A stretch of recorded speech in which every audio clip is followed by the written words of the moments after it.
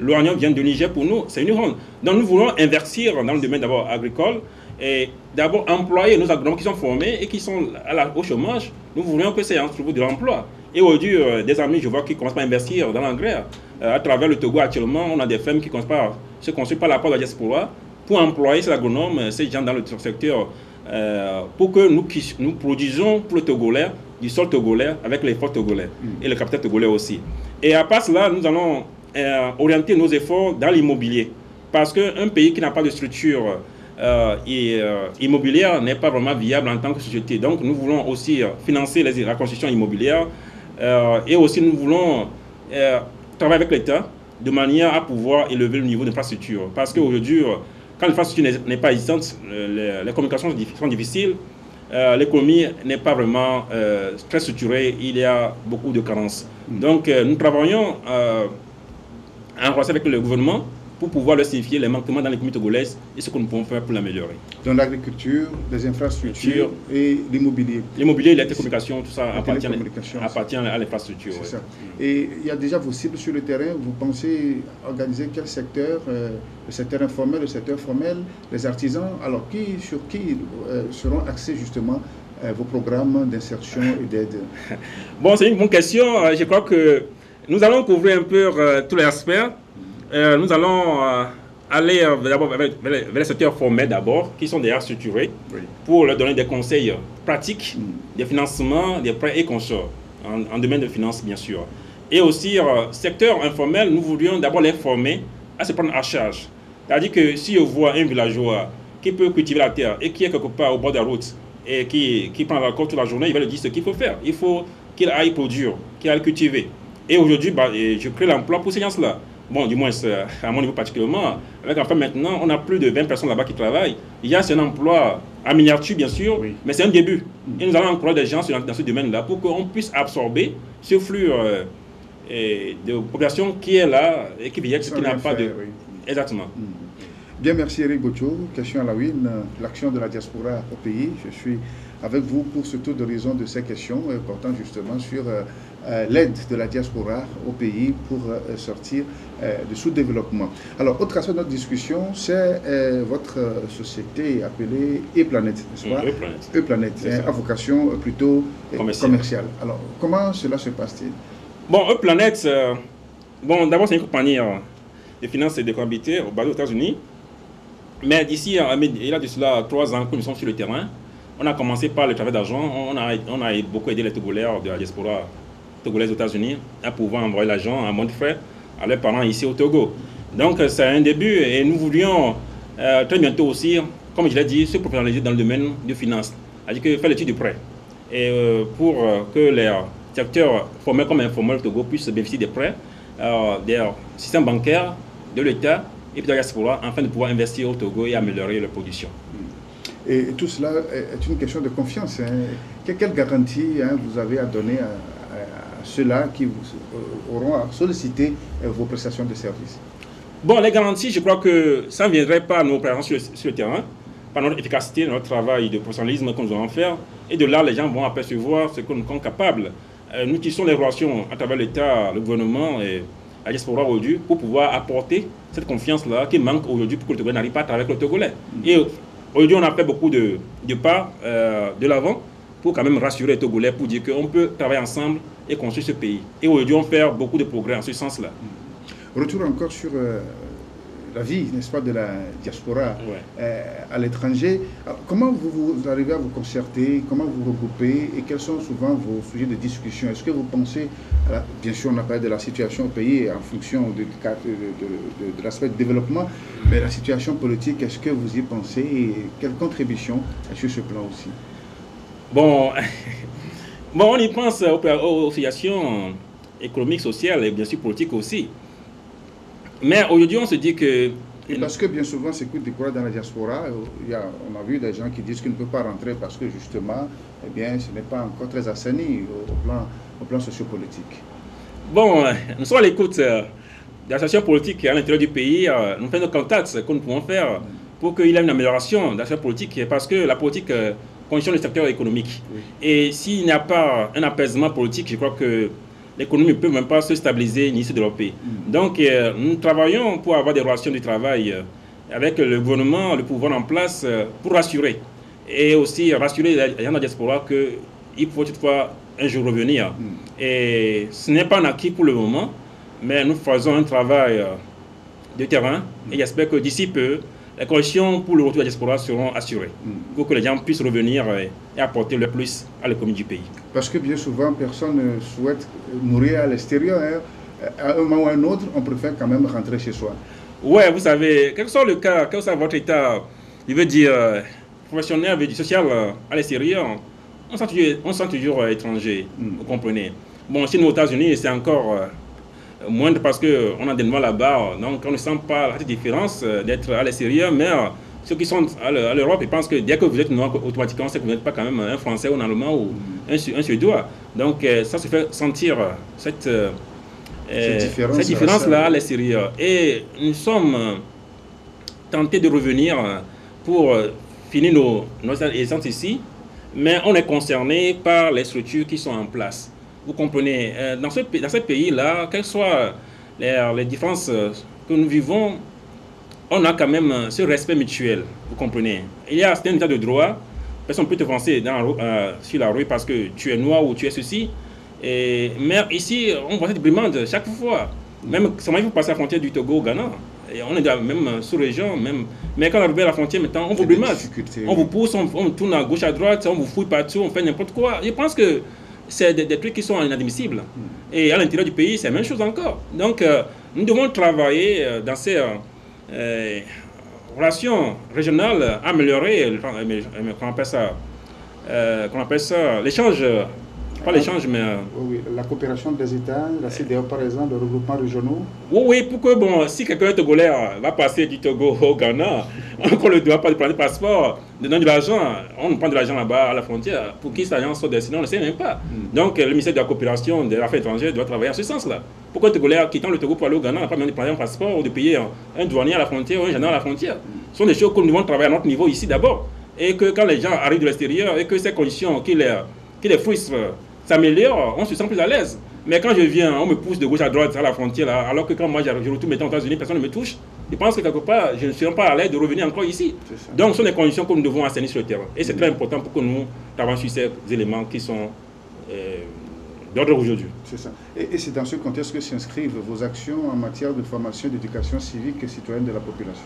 Tout à fait. Avec le François Soudoli, nous allons aussi travailler à ce sens-là avec l'État pour leur donner un aperçu sur l'État, c'est une chose qui doit améliorer. Et nous sommes des citoyens togolais et nous avons le droit de pouvoir se faire entendre.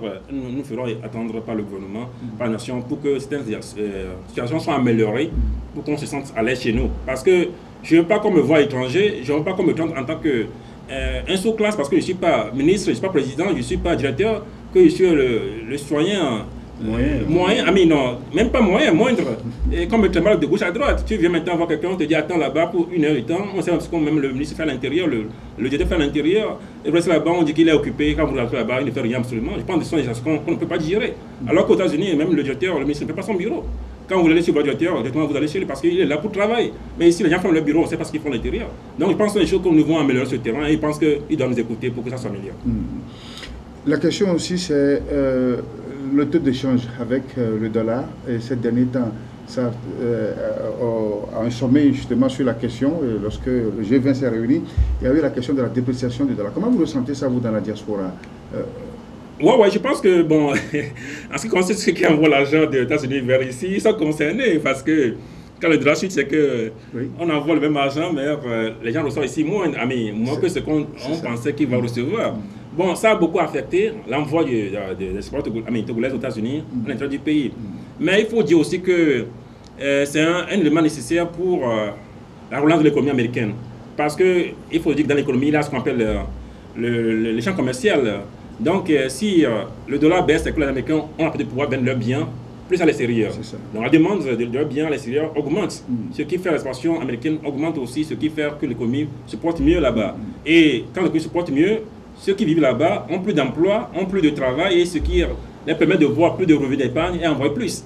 Quand même que le taux de dollar en chutant nous a fait un transfert, mais ça améliore aussi l'emploi sur le terrain aux États-Unis. Et il y a cette guerre entre la Chine, les États-Unis et l'Europe. Ouais. La dernière fois au G20, il était question justement de questions d'échange, puisque les Américains volontairement ont déprécié le dollar. Bon, si on dit que l'Américain veut volontairement déprécier le dollar, moi je ne sais pas trop, parce que tout ça c'est basé sur l'indice économique. Et selon cet indice-là, le dollar peut chuter ou augmenter. Et ça, c'est déterminé par la bourse. Donc, je ne crois pas que les Américains auront déprécié le dollar volontairement. Ce sont des gens qui sont très pragmatiques et je pense qu'ils feront cela. C'est même pourquoi ils demandent à la Chine de pouvoir revoir la valuation de leur chaîne, mais de leur monnaie chinoise. Mais dire que les Américains ont volontairement déprécié leur dollar, je n'en sais pas trop. C'est ça. Alors, revenons encore sur la situation intérieure des États-Unis. La dernière fois, il y a eu les élections de mi-mandat. Comment vous l'avez ressenti, le fait que le président Obama n'a pas gagné aux élections législatives de 2 mai dernier?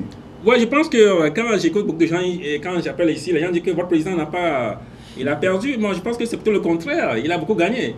Parce que la démocratie américaine a besoin de contre-pouvoir, check and balance.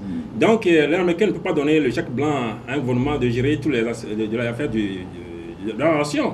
Donc, c'est pourquoi ils ont amené les républicains au moins être dans le House, au niveau de leur congrès, pour qu'ils ont aussi le mot à dire, pour qu'ils contrôlent un peu le pouvoir de la nation Obama. Donc, ce n'est pas un échec pour lui, parce qu'à la fin de son mandat, il pourrait dire qu'on a travaillé ensemble. Et voilà, c'est le résultat pour les Américains. Donc, moi, je ne prends pas ça comme étant un échec pour le président, mais plutôt une réussite pour la nation américaine. Avec espoir qu'il serait réélu pour le second mandat? Oui, tout à fait. Vous y croyez? Mais affirmativement. Parce que tout le monde s'accorde aujourd'hui à dire que le président Obama fait un grand travail pour la nation américaine. Et pas seulement la nation américaine, mais pour le monde entier en général. Donc, il a beaucoup fait pour sauver l'économie américaine.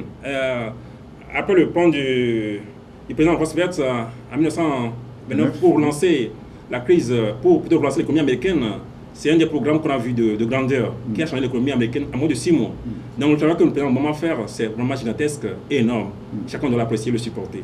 Et aujourd'hui, il a beaucoup de support en ce sens-là. Seulement, il n'est pas aussi très compris par l'opinion, enfin une partie de l'opinion américaine, notamment au sujet de la question de la réforme de la santé. Bon, je pense que ce qui s'est passé, c'est que c'est la priorité que les Américains qui voudraient qu'il accorde d'abord à l'économie. Donc, c'est la manière que les Américains ont préféré l'orientation de la politique intérieure. Ils voudraient d'abord l'économie avant la santé. Donc, ce n'est pas un désaveu pour lui pour s'accorder ou vouloir réformer la santé, parce que tout le monde en a besoin. Mais c'est parce qu'ils ont dit, d'abord on veut du boulot, avant de penser qu'on a besoin de l'assurance. Et c'est ce qui a été un peu le changement de mots entre le parti républicain et le parti démocrate. Mais aujourd'hui, je pense qu'ils s'accordent à comprendre qu'on va travailler maintenant ensemble pour aussi relever l'économie. Et ils font déjà un programme en ce sens-là. Bien, merci Eric Botcho pour ce tour d'horizon de cette question. On est même allé au-delà, n'est-ce pas, des préoccupations qui sont les vôtres, notamment au niveau de la diaspora. On en parle une phase encore. Et quel avenir, quelle perspective vous avez pour tout ce que vous avez fait, le regroupement au niveau de la diaspora, le CES, la Fondation Sodoli et E-Planète. Alors tout cela, dans quelle vision pour un avenir pour la diaspora et bien sûr au profit de notre pays de Togo? Bon, je pense que ça va apporter un plus à la diaspora et aussi à notre État togolais et aussi à notre population intérieure du pays. Parce que si nous retrouvons la structure appropriée, on serait plus fort qu'en étant individuellement isolé. Et je pense qu'aujourd'hui, avec le groupe qu'on a déjà commencé, il a déjà l'engouement. Quand je parle avec mes membres, ils se disent « Ah mais non, ça c'est une bonne initiative ». Aujourd'hui, on voit déjà que nous ne commençons pas à être appréciés. Et nous avons invité, pas seulement les Togolais, mais les Américains, les diasporas africains aux États-Unis pour participer à notre festivité de 11 décembre, de fin d'année. Et c'est déjà un grand pas pour ressusciter la diaspora au niveau des États-Unis. Bien sûr, on va quand même avoir des relations dans les différents pays de l'Occident où les Togolais sont aussi présents. Au niveau de l'État, ça nous permet d'être un groupe constitué et travailler en concert avec notre ambassade aux États-Unis et leur exprimer nos besoins et nos préférences pour que ça puisse être transmis à notre gouvernement togolais à l'intérieur. De même, en revenant au pays, nous pouvons avoir ce canal de travail déjà qui est établi pour qu'on puisse vraiment dialoguer avec notre gouvernement et leur dire ce qu'on a besoin pour que ça change de mieux pour l'économie togolaise, socialement aussi parlant, pour qu'il y ait un essor pour le développement économique. Ce qui veut dire qu'il y a une relation entre vous, diaspora aux États-Unis, en Europe, et d'autres ressortissants africains qui sont dans ces pays aussi. Oh oui, déjà, on commence à travailler avec des amis qui sont du Mali, du Ghana, du Nigeria, et déjà, ils font de même chose à leur niveau aussi. Donc, ce qui fait qu'on bénéficie de leur expérience, de même qu'on partage nos expériences aussi. Donc, ce qui fait qu'il y a déjà un amorcement, qu'on appelle ça plutôt un essor, un début de développement dans notre relation d'échange. Et ce qui me permet de pouvoir bénéficier de leurs apports et investir cela dans notre corbeille pour notre intérêt économique et social au Togo. Et surtout, on parle de la diaspora malienne très active. Hein. Il y a tout un village au Mali, à Kaye, rien qu'on construit par la diaspora malienne. Vous aussi, vous pensez à cela, peut-être construire toute une ville, rien que par les efforts de fils togolais à l'étranger? Ben oui, on compte le faire, on compte le faire. Mais on a besoin de travail sur le terrain. Parce que vous savez que les Maliens ont commencé par immigrer depuis longtemps. Depuis déjà, avec les tirailleurs qui sont partis déjà, il y a beaucoup de familles là, de ces tirailleurs qui ont migré vers la France, tout ça là. Donc ils ont construit une diaspora déjà structurée. Donc ce qui fait que ces canaux sont déjà existants dans ces pays-là.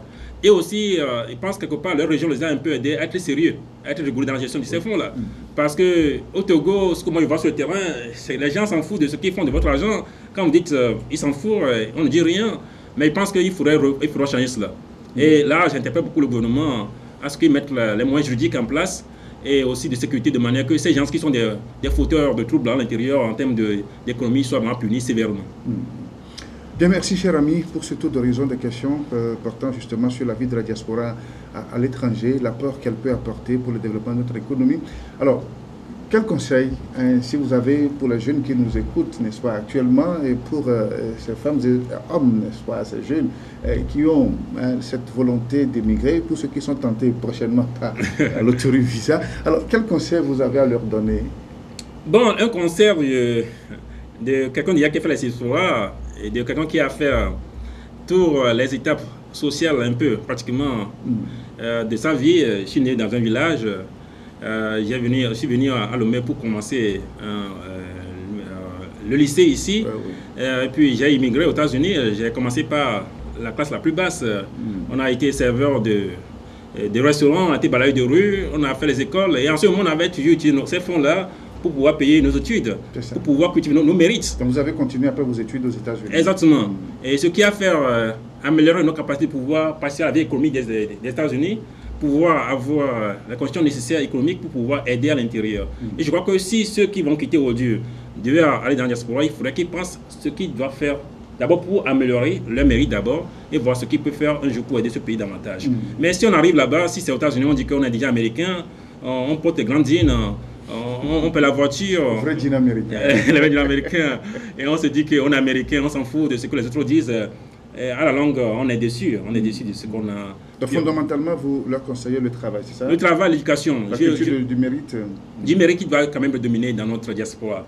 Quand il arrive, il faudrait qu'il évalue toutes les opportunités qu'on a sur le terrain, voir si on peut aller à l'école, se former, quels sont les domaines qui sont porteurs d'avenir, et là, se cultiver. Si c'est 2 ans qu'on va à l'école, 4 ans, c'est nécessaire pour que vraiment on se mette à niveau de pouvoir contribuer plus, il veut dire, de façon plus pragmatique. Pragmatique dans l'économie, et puis aussi être d'apport si on revient ici. Mais si on va là-bas et on traîne dans la rue, quand on revient ici, on ne va pas vraiment servir beaucoup ce pays-là. Donc il faudrait que nous cultivons nos mérites. Et c'est très important pour ceux-là qui vont quitter de s'orienter dans ce sens-là. Et ce qui veut dire que vous avez une porte ouverte à ceux qui arrivent pour les attirer, enfin pour leur faire comprendre la nécessité de la chose. Exactement, aujourd'hui avec le CES Togo, dans nos réunions mensuelles, on tient d'informer la population, aux membres. À travers l'Internet, vous avez des contacts qui permettent à tout émigré togolais qui arrive aujourd'hui aux États-Unis d'être en contact avec vous? Oui, nous avons notre pub sur ici le maire, un site web togolais, bien sûr sur le site Togo Forum et d'autres Internet. Donc les Togolais peuvent nous écrire et nous aurons notre conseil à leur donner, l'expérience à leur relater et nous serons prêts pour les assister à pouvoir mieux s'intégrer et mieux évoluer. Bien sûr, ce qui est sûr, les premiers ne sont pas faciles, il paraît, quand on émigre, quand on quitte son pays natal pour d'autres horizons, ce n'est toujours pas facile l'accueil. Non, ce n'est pas facile parce qu'il y a, il veut dire, 2 problèmes qui se posent. Et il va le signifier ici un peu succinctement. D'abord, pour ceux qui sont dans la diaspora. Bon, il a deux classes, comme il a dit, il a trois classes. Donc, ceux qui n'ont pas tellement percé, ils ont peur que ceux qui vont venir vont dévancer. Alors, ils limitent l'information qu'ils vont leur fournir. Et que des conditions même plus en fait de pouvoir évoluer. Parce qu'ils se disent que bon, s'il lui évolue, là, il va dire qu'il est supérieur à moi et on se moque de moi que moi, je n'ai pas pu évoluer. Donc, systématiquement, ils bloquent ces gens-là. Et donc, ils n'ont pas d'information. Et quand on passe 3 ans, 5 ans, on n'a pas d'information, finalement, on est un peu emballé dans ce truc-là. Donc, il faudrait que les gens qui sont en diaspora soient ouverts pour ceux qui vont arriver, qui ne pensent pas, moi, je n'ai pas pu évoluer, l'autre ne va pas aussi évoluer, mais qu'est-ce qu'on peut faire pour apporter un plus au collectif? C'est ça. À l'intérêt général de ce pays-là. C'est le groupe qui est important. Qui est important plus que moi, le seul. Donc, ce niveau-là, si nous le cultivons, nous donnons l'ouverture à ceux qui arrivent, ça va changer la dynamique sur le terrain. Et aussi à ceux-là qui vont arriver, de ne pas se limiter au niveau des premiers contacts qu'ils ont, mais de s'orienter vers l'ouverture, avec des contacts, des structures déjà sur place, pour l'information nécessaire pour pouvoir percer dans la vie, dans leur vie personnelle et puis apporter un plus aussi au collectif qui va appartenir après. Bien, merci Eric Botcho. Que dire pour clôturer cette émission aussi bien sur le sujet que nous avons traité que sur tout candidat à l'immigration. Bon, je vais quand même dire que j'ai beaucoup d'espoir pour l'avenir de ce pays. Socialement parlant, économiquement, politiquement, de l'espoir, parce qu'aujourd'hui dans l'espoir, on ne baisse pas les bras, nous travaillons à bras le corps pour apporter un plus. Et j'ai aussi un message d'espoir à la population togolaise de l'intérieur, qu'on ne les oublie pas, que nous faisons ce qui est nécessaire pour qu'on puisse revenir et faire un plus pour les ce pays et qu'ils seront très contents de nos apports sur le terrain très bientôt. Mais un élément que je vais encore souligner, c'est leur honnêteté, leur sincérité, la confiance que nous devons mériter de leur part. Parce que si nous faisons tout cela, les efforts de gauche à droite, et qu'on vient ici, ils nous trimballent de gauche à droite, ça n'encourage pas. Donc nous avons besoin de leur confiance, de leur honnêteté. Et si ensemble nous sommes tous positifs, je pense que nous allons mettre en place une base pour le développement économique, social et politique de ce pays. Merci Eric pour ce temps passé en studio. Merci pour cette visite, d'être venu à nous expliquer la vie de la diaspora togolaise à l'étranger, notamment aux États-Unis, avec ces initiatives, le CST, la Fondation Sodeli et E-Planet, qui constituent des structures organisées pour pouvoir venir en aide aux populations de l'intérieur et partant de là au développement de notre pays. Merci pour ce temps passé. Merci, M. Wilson. Voilà. Amis téléspectateurs, c'est fini pour ce numéro de Questions à la Une. Vous avez été des nôtres, c'est avec plaisir. Nous vous retrouvons la semaine prochaine pour d'autres réflexions. Pendant ce temps, restez toujours branchés à votre chaîne Delta Santé. Voilà.